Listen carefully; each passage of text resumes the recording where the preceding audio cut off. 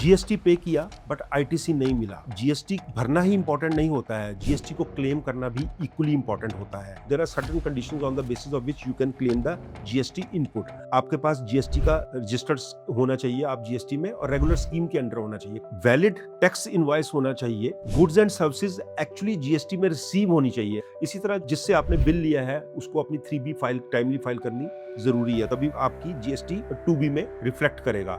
GST में अगर आपने कोई भी जीएसटी की इनवॉइस लिया है तो आपको उसकी पेमेंट 180 डेज के अंदर पेमेंट को करना जरूरी है, otherwise you can not claim the GST benefit out of it. कुछ चीजों पे जीएसटी का इनपुट का बेनिफिट नहीं मिलता है, लाइक पर्सनल मोटर कार, अगर आप बिल्डिंग की कंस्ट्रक्शन कर रहे हैं।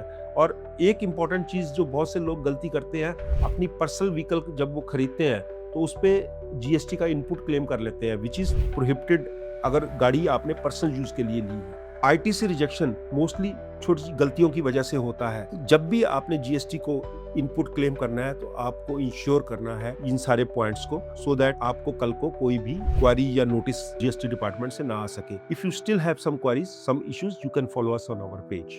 For more informative videos like this, you can follow our page.